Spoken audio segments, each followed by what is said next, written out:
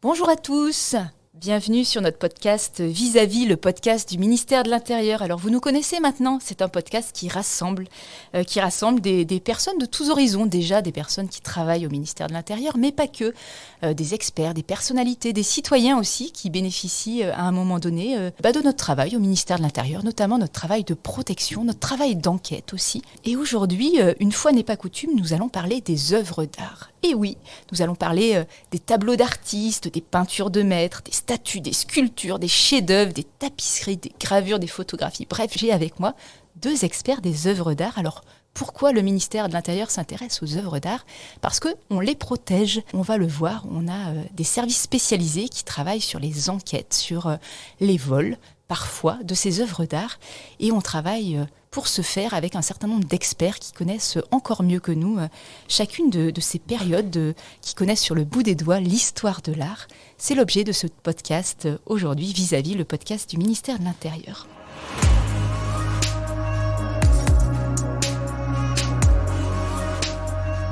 Alors déjà, merci à vous deux, Thomas et Vincent, d'être avec nous.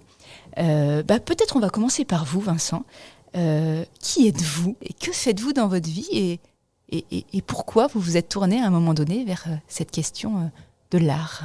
Bonjour, merci de m'accueillir. Alors je suis donc Vincent, je suis professeur d'archéologie à l'université de Poitiers et je suis archéologue, je suis orientaliste. Donc mes terrains Alors orientaliste, ça veut dire ? Dans orientaliste, il y a Orient et donc mes terrains de jeu et de fouille, c'est exclusivement l'Orient.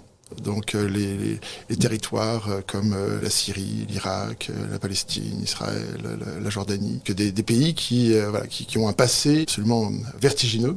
Et donc je m'y intéresse depuis une trentaine d'années maintenant. Et je mets à profit effectivement ces connaissances dans l'enseignement que je dispense aussi bien à Poitiers qu'à Paris. Vous êtes prof d'Orient. L'Orient, les premières civilisations en Orient. Alors c'est moi qui pose des questions aux profs, attention. Ça date de quand ? De combien de dizaines de milliers d'années ? Oui, là effectivement, la grande période qui m'intéresse, c'est à partir du moment où l'homme a commencé à se sédentariser. Il a arrêté d'être nomade, il s'est sédentarisé. Et là, il a commencé à réfléchir. Il a commencé à réfléchir, à essayer de comprendre le monde, à construire des maisons, à construire des temples, à construire des palais. Donc c'est toute cette période en fait qui m'intéresse parce que l'Orient est un foyer très important. Et on va revenir parce que bien évidemment, si c'est un foyer important pour l'histoire, si c'est un foyer important pour le patrimoine, c'est aussi et malheureusement un foyer important convoité par les trafiquants. Et on va en parler dans un instant avec Thomas aussi qui est avec nous. Bonjour. Thomas, bonjour. Tu es capitaine de police.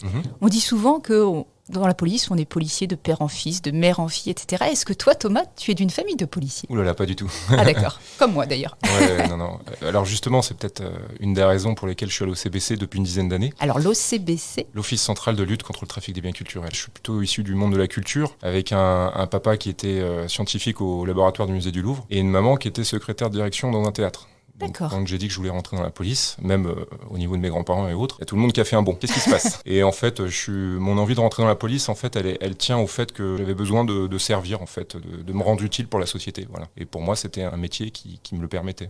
Voilà, que je trouvais intéressant, peu monotone, et donc j'ai passé le concours d'officier. Officier de police, Oui. lieutenant, on disait à l'époque, on le dit un petit peu moins, Oui. capitaine aujourd'hui. Tu es passé par quel service avant d'être dans cet office prestigieux ? En fait, je suis sorti d'école, ce qui n'est pas forcément très courant, directement en direction centrale de la police judiciaire.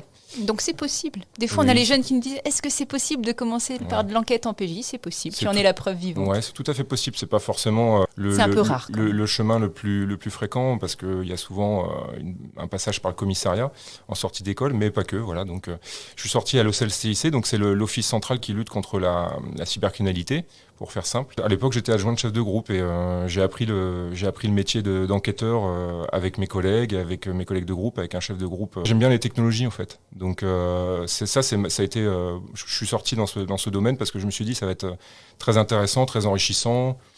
Et puis on n'a jamais fait le tour sur la cybercriminalité, le forensic, voilà. Puis après, j'ai voulu changer complètement de matière parce que là, pour le coup, je passais des technologies aux antiquités, aux œuvres d'art. Et là, rien à voir. Donc, je suis arrivé à l'OCBC comme chef de groupe d'enquête et j'ai découvert aussi une matière passionnante. Ça fait 10 ans que j'y suis et j'ai pas envie d'en partir pour l'instant. C'est signe que dans la police, on reste rarement en tant qu'officier 10 ans dans un service. Et là aussi, c'est un indicateur. Est-ce que tu as une spécialité en termes d'histoire de l'art ? Un truc où t'es bien calé ? Où je suis bien calé ? En fait, on est tous sauf des experts des œuvres d'art. Donc moi alors j'étais 8 ans chef de groupe d'enquête et depuis 2 ans je suis chef d'un groupe de renseignement opérationnel et analyse criminelle. C'est un métier un petit peu différent, mais toujours dans la lutte contre le trafic des biens culturels. En une dizaine d'années, j'ai vu des œuvres d'art, j'ai vu des affaires qui n'ont rien à voir les unes avec les autres. Du vol, comme on l'imagine dans les musées de toiles de maître, ça c'est un petit peu le cœur de métier, c'est classique, le vol, le recel. J'ai vu des associations de malfaiteurs sur des affaires de trafic d'antiquités, donc là rien à voir du tout. Des affaires de délinquance astucieuse, beaucoup de délinquance astucieuse, donc le faux. Les escroqueries. Des contrefaçons, des faux contrefaçons, tableaux. exactement. Ça, c'est un vrai problème parce que ça vient polluer même nos collections et notre patrimoine. Donc c'est pour ça qu'on s'y intéresse aussi. À chaque affaire, on découvre éventuellement un artiste, une période de l'histoire, etc. Et on n'est jamais vraiment expert spécialiste. Après, on peut avoir une appétence particulière sur un domaine. C'est pas forcément mon cas. Moi, j'aime naviguer entre les époques et les artistes. C'est pas un souci, quoi. Je veux dire, du moment que je fais de la police, je suis content, quoi. Faut être curieux quand même. Faut s'intéresser à cette matière. Faut l'appétence, faut aimer ça. Ouais. Alors, est-ce que vous êtes déjà croisés tous les deux dans votre carrière, Thomas et Vincent ? Vas-y, Vincent. Est-ce ici que vous vous retrouvez pour la première fois ? Non, je crois pas. C'est vrai que l'archéologue n'a pas forcément l'habitude de travailler avec la police, alors qu'on fait le même métier, parce qu'on est un peu historien, les archéologues, et l'histoire, ça veut dire enquête. Et puis on a le même but, c'est de protéger le patrimoine. Et donc c'est vrai qu'on avait toutes les raisons de collaborer ensemble, mais sans forcément se connaître. Et en fait, il a fallu... c'est toujours une question de prise de conscience. On réagit parce qu'effectivement, on est acculé et qu'il faut réagir. Et j'ai eu l'occasion, en 2012, d'être expert sur une affaire qui intéressait 4 bustes qui souhaitaient sortir du territoire. Donc des statues. Des statues, voilà. Des statues, de magnifiques statues. En quelle matière ? Je n'y connais rien. Alors non, c'est de magnifiques statues en marbre. Ah, waouh. Il y en avait 2 qui étaient sans tête, 2 autres qui étaient avec tête, avec un magnifique voile, qu'on connaît très bien en Libye. Parce que ce sont des statues qui représenteraient donc la déesse Perséphone. Donc Perséphone, c'est elle qui veillait sur le monde des morts. Donc 6 mois de l'année, elle errait dans les ténèbres, et puis 6 mois de l'année, elle était au-dessus des vivants. En fait, la Libye, depuis 2011, en fait, et donc c'est vraiment cet élément déclencheur, le printemps arabe, c'était le premier élément déclencheur. C'est-à-dire que, et on le voit même en Ukraine maintenant, c'est-à-dire que les conflits ont toujours été des moments assez propices pour destruction, pillage, déplacement d'objets, vol. Et là, voilà, ça n'a pas manqué. Alors j'étais très impressionné parce que donc j'étais convoqué par le CBC et puis donc j'étais assis effectivement devant 2 enquêteurs qui me regardaient effectivement comme ça. Moi j'étais très impressionné. Et puis j'ai raconté simplement l'histoire, c'est-à-dire que comme dit Thomas, c'est que moi je suis un expert dans ces disciplines-là et donc j'ai raconté ce que je savais sur ces statues. Mais après de prouver que c'était un vol, c'était un recel, c'était une escroquerie, ça c'est le côté au CBC. Et en fait, moi j'ai pris conscience qu'on pouvait se compléter mutuellement, et qu'on pouvait former un binôme on ne peut plus opérationnel. Et depuis donc 10 ans, voilà, je travaille avec eux, pour eux, sur aussi bien la sensibilisation, la formation, que sur le côté répressif, c'est-à-dire le côté de l'enquête. Alors, juste, toi, tu étais impressionné en étant en face de nous, et l'air de rien, nous, on était impressionnés en étant en face de toi. Parce que, justement, vous êtes les sachants, de l'histoire, de la matière, les experts. Nous, on fait de la police et en fait, on peut pas ne pas travailler ensemble. C'est comme ça. C'est impossible de faire autrement puisque jamais on aura cette culture si profonde des époques et des arts et des œuvres. Alors, on a beau suivre des cours d'histoire de l'art quand on peut en bénéficier de par la formation continue, ça reste du vernis, quoi. Donc, ce que j'ai suivi, mais c'est du vernis. Ça ne nous permet pas de résoudre les enquêtes. Et je te rejoins sur le côté qu'on a un peu le même métier dans le sens où on est sur la recherche des traces. On fait l'historique des biens culturels qu'on a en face de nous, quoi, pour remonter les trafics. Il y a une démarche commune, quoi. On a le même dialogue, en fait. Voilà, exactement. Et le même but. Comment est-ce qu'on rassemble les preuves, alors ? Parce que si on prend un exemple d'un vol d'une œuvre ou une disparition, sans même parler de vol, on commence par quoi ? De l'identité judiciaire, comme toute enquête ? Vraiment, ça dépend des enquêtes dont on parle. En fonction du sujet de l'infraction, pour parler de trafic archéologique, il y a une difficulté, c'est que quand on a un objet en face de nous, il faut savoir que le marché français, le marché de l'art français est un des marchés les mieux placés au monde. Et ce qui se passe, c'est que les œuvres, elles arrivent sur le marché français plus au niveau du blanchiment. On n'est pas directement, c'est rare que les trafiquants d'antiquités comme on les appelle du sang, mais Vincent, il y reviendra peut-être, arrivent sur le marché français plus pour être blanchis.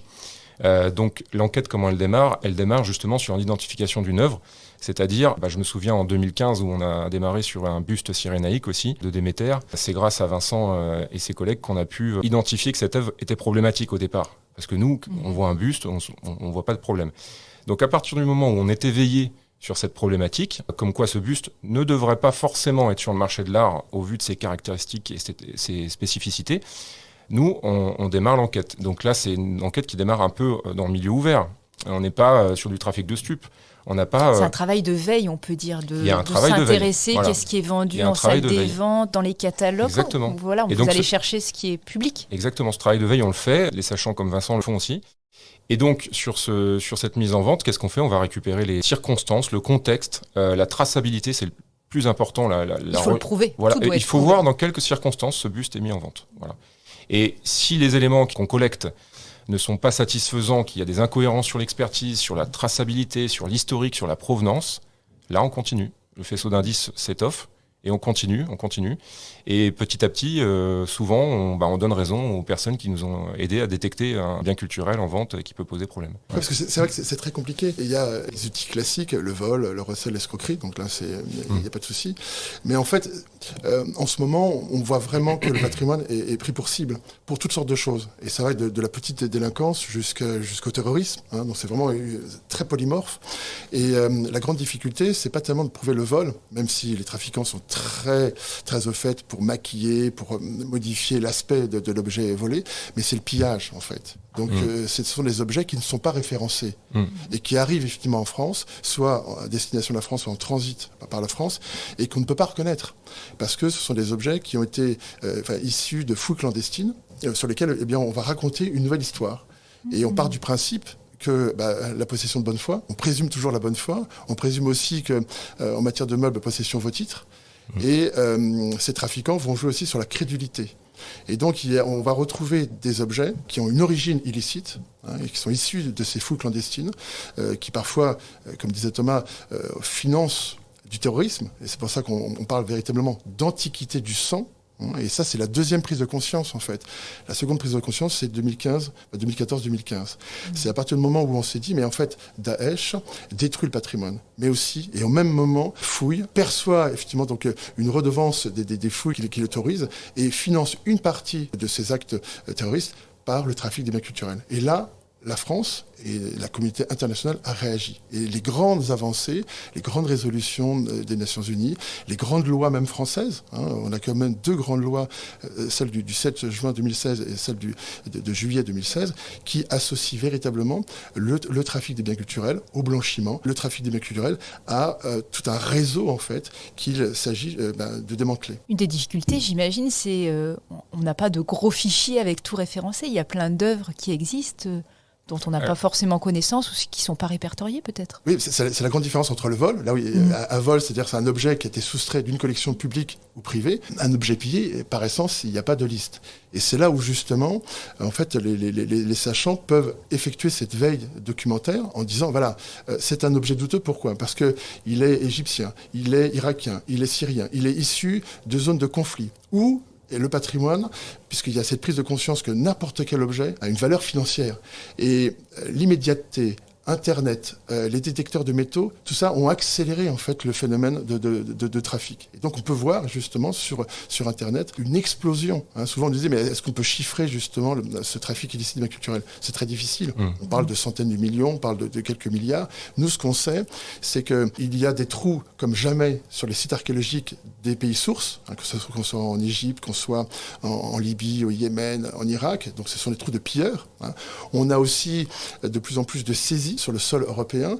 Et puis, on a quelque chose qui est assez épouvantable, de plus en plus d'objets archéologiques qui sont mis en vente sur Internet. Donc ça, c'est vraiment trois éléments qui nous disent attention, il faut vraiment réagir. Et si je peux compléter, pour les enquêtes, au-delà des enquêtes de trafic d'antiquités, pour ce qui est du vol des œuvres d'art, biens culturels français, on a la base TREMA, qui est une base police qui référence tous les biens culturels volés. Et au niveau d'Interpol, puisqu'on est le point de contact du trafic des biens culturels pour Interpol, l'OCBC, on est en charge de cette coopération. On a la base Psyché, qui référence les biens culturels qui sont remontés dans la base au niveau mondial. Voilà. Mais là, on n'est pas dans l'Antiquité, puisque par définition, l'Antiquité, elle est pillée, on n'a pas connaissance du bien à l'origine. Oui. Il est orphelin. C'est pour les vols plus classiques. Voilà, c'est les vols dans les musées notamment, Voilà, c'est là qu'il y dans aura de la les PTS, collections. etc. Là, on va rentrer sur une enquête de police judiciaire classique, police technique scientifique, etc. Oui, bien sûr.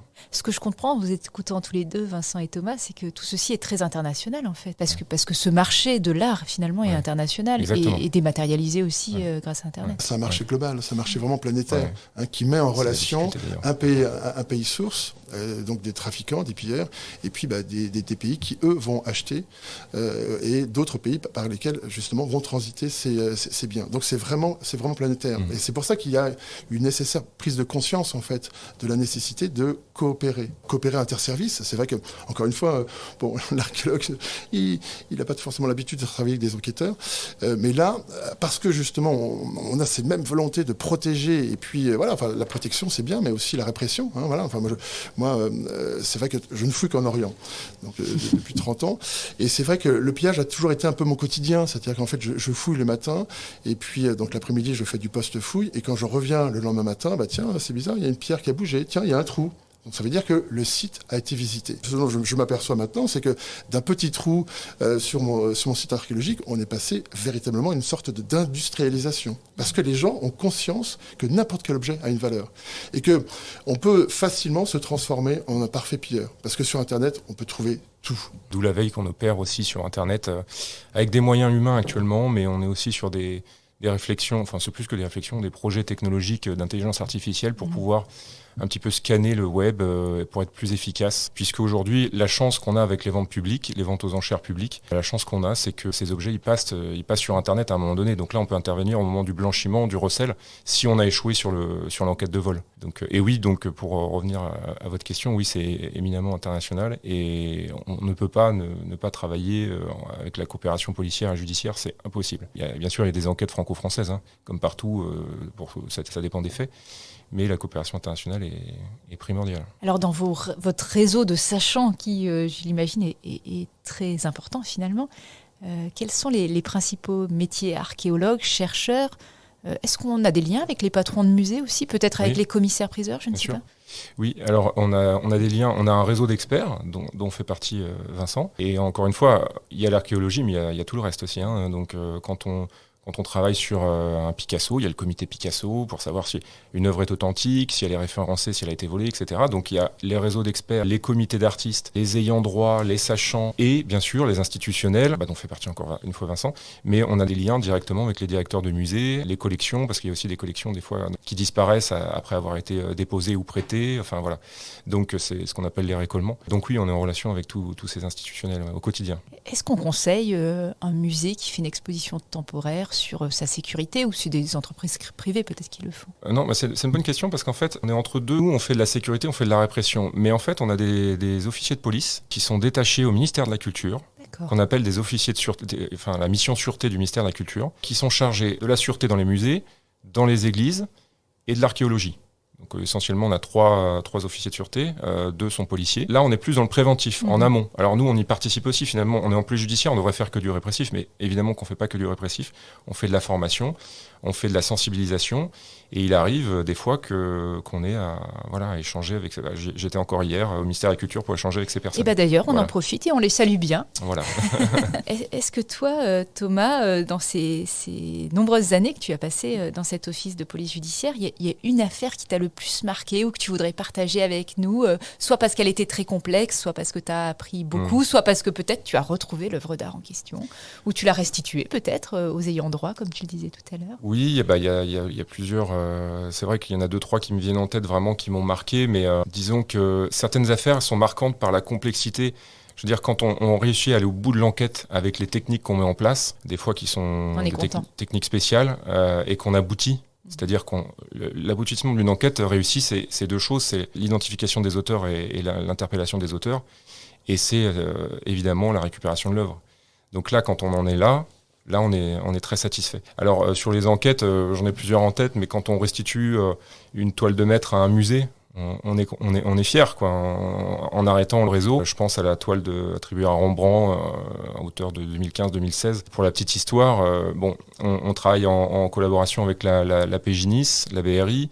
On interpelle tous les auteurs, on les interroge, on retrouve même le voleur, volé 23 ans avant. Ah oui, quand même. Et du coup, on interpelle les receleurs. On a l'œuvre. C'est vrai que là, au moment où on a l'œuvre, on la saisit, on est quand même assez admiratif de ce qu'on a entre les mains. Je veux dire, on fait ce métier aussi pour ça. Et après, quand on la restitue au musée, on est très fiers. Donc pour la petite histoire, je vais m'en ouvrir un petit peu de, je sais pas comment on pourrait appeler, un petit peu de, voilà, j'ai été assez fier. Et un jour, j'étais en vacances dans le sud et avec mes enfants, je suis passé voir l'œuvre qui était à nouveau accrochée sur les murs du musée. Voilà, j'étais super fier de leur montrer ça pour la petite histoire. Voilà. Et puis sinon, dans les affaires un peu complexes de réseaux internationaux, j'ai en tête une affaire qui nous a mené justement en Ukraine en 2019, le vol d'une toile de maître de Signac au musée des Beaux-Arts de Nancy. On a récupéré la toile en Ukraine. On a interrogé, donc je suis parti là-bas avec la juge et un collègue de la crime de Nancy. On a interrogé le mis en cause. Voilà, on a identifié les personnes, on a des mandats d'arrêt à l'international qui ont été délivrés contre plusieurs personnes. On a identifié les protagonistes, ils ont été arrêtés au final dans le temps, avec la coopération internationale et judiciaire, justement. On a restitué une toile de maître à un musée. Donc voilà, là, il y a une vraie satisfaction dans ces cas-là.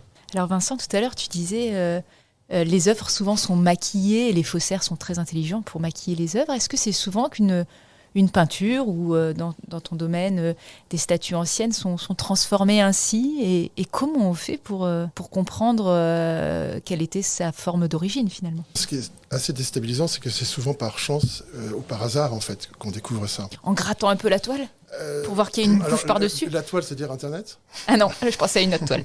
Parce qu'en fait, bien évidemment, rien n'est évident, puisque le trafiquant va essayer de faire en sorte qu'on ne soit plus en capacité de revenir à l'origine, donc à la source de la découverte, qui est une découverte illégale, puisque issue justement d'une fouille clandestine. Donc c'est vraiment les faisceaux d'indices, un objet qui justement proviendrait d'Orient, alors qu'on sait très bien que cette œuvre provient d'Irak, qu'une œuvre qui proviendrait de Libye, alors que c'est marqué effectivement l'une des provinces d'Afrique du Nord. C'est-à-dire toutes ces petites techniques qui fait que un objet cesse d'être un objet crédible, mais un objet suspicieux.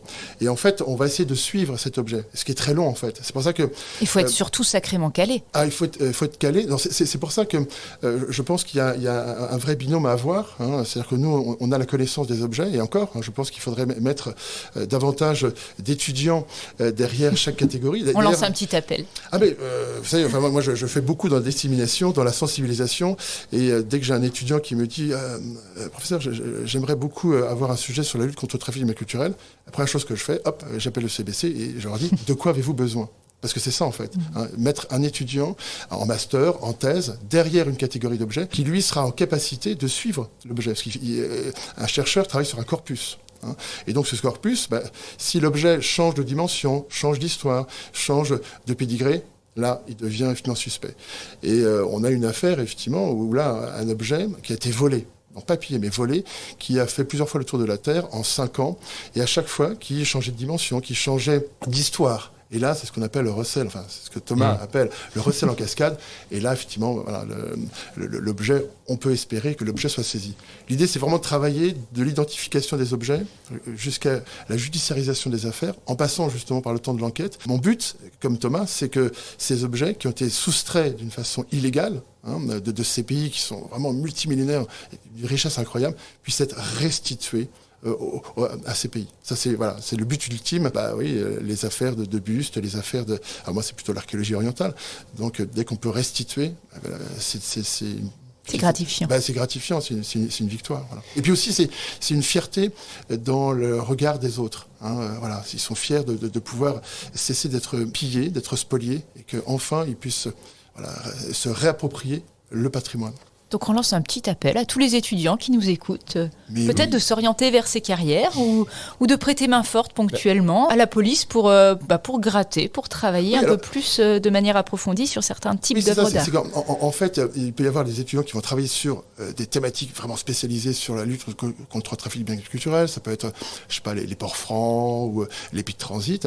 Mais c'est surtout, et la grande majorité, des étudiants qui vont étudier des figurines, des statues, des Picasso, qu'ils aient une approche classique, c'est-à-dire d'aller en bibliothèque, faire quelque chose, mais aussi d'aller sur les sites de vente, d'aller aussi gratter du côté justement donc des marchands. Voilà, parce que là aussi, ça va augmenter leur corpus. Puis en plus, ils vont servir en suivant l'objet précisément. Eh bien, ils vont pouvoir servir ce qui est, enfin, en mon sens, les acteurs principaux, c'est quand même les enquêteurs. Ces étudiants justement qui font... On a une tradition à l'OCBC, c'est de recevoir des stagiaires...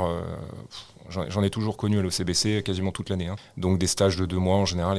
On est vraiment assailli de demandes. Une terre d'accueil. Oui, et puis là, ça intéresse énormément. Donc on a vraiment beaucoup de demandes, on est obligé de trier. Des fois, ça donne des choses assez intéressantes. On a ouvert des postes de contractuels au service. On en a 2 maintenant. Et certains stagiaires qui étaient passés par chez nous, qui se sont qualifiés de par leur formation, leur diplôme, sont revenus chez nous en tant que contractuels. Donc, et là, c'est tout gagné, quoi, parce que on sait ce que ces personnes valent, on sait ce qu'elles sont capables de faire, on les connaît, il n'y a plus qu'à signer le contrat et puis à faire de belles affaires, quoi. C'est très productif. Et justement, comme ça intéresse beaucoup, il y a aussi des séries télévisuelles qui traitent de ces questions. Je ne sais pas si vous regardez comme moi Lupin sur Netflix. Quel regard vous portez sur ces séries ou sur ces documentaires ou sur ces films des fois qui traitent de...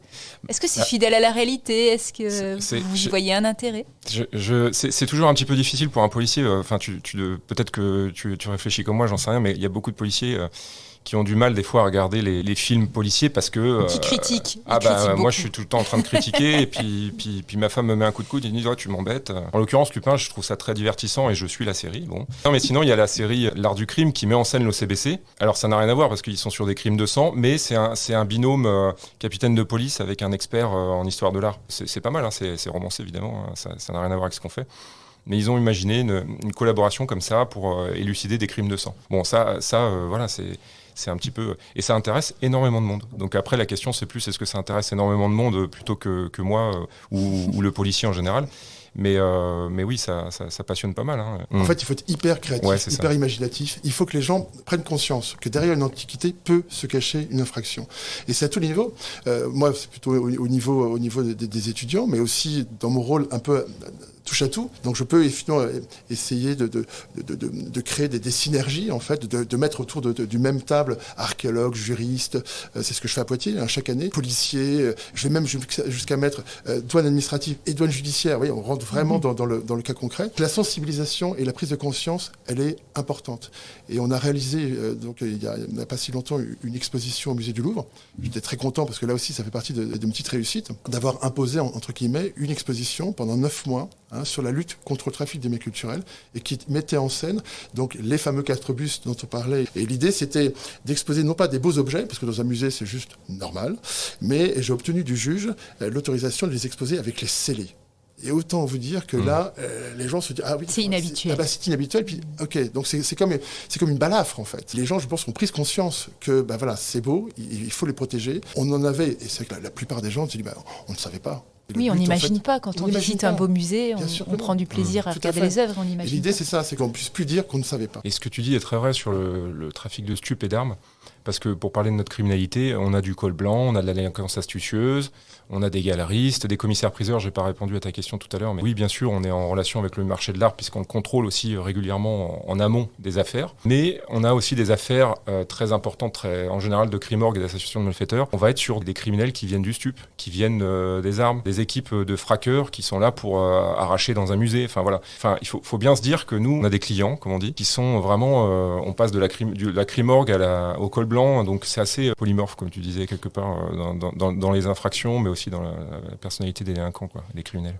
Là, il y a encore beaucoup de travail à faire. C'est vrai que j'ai eu la chance d'accueillir à l'exposition au Louvre donc le DGPN. Et voilà, il fait partie de ces gens à convaincre. J'ai aussi le PNF qui est venu. Le PNF donc le Parquet national financier. Parce que j'ai un peu un cheval de bataille, c'est justement la création d'un parquet national des biens culturels. L'idée, c'est que cette association blanchiment et derrière, finalement, le terrorisme, puis cette prise de conscience pour créer un parquet, parce que voilà, un parquet spécialisé. Un parquet spécialisé où pour il y a que les magistrats parce que là aussi soient aussi mieux formés et plus spécialisés. Des enquêteurs, mais le problème de formation, c'est à tous les niveaux, et notamment au niveau justement des magistrats qui ignorent ce que c'est que le code fiscal ou le code du patrimoine. C'est vrai qu'on fait bien que ce qu'on fait tous les jours, et donc quand on se spécialise, c'est aussi l'intérêt de développer ses compétences. En fait, notre spécialité, d'ailleurs les magistrats sont très ouverts à notre matière, ils aiment beaucoup travailler avec nous, c'est une chance pour nous, et on les forme d'ailleurs, parce qu'ils nous demandent de les former.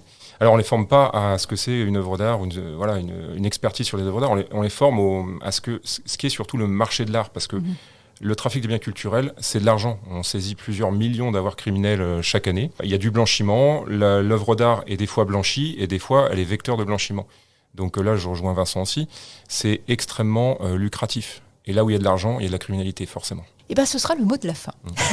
Merci beaucoup Thomas, merci beaucoup Vincent. J'espère qu'on aura sensibilisé plein de monde à ces sujets, qu'on aura montré qu'on travaillait ensemble, les grands experts, les archéologues, les chercheurs, et nous, les policiers et les gendarmes. En tout cas, un grand coup de chapeau à tous les enquêteurs de l'Office central de lutte contre le trafic de biens culturels. Un grand coup de chapeau aussi à tous nos amis du ministère de la Culture et à tous ceux qui travaillent sur cette thématique. Et on y pensera un peu plus la prochaine fois que l'on ira au musée. En tout cas, un grand merci à vous deux. Et je vous dis à très bientôt pour un nouveau podcast.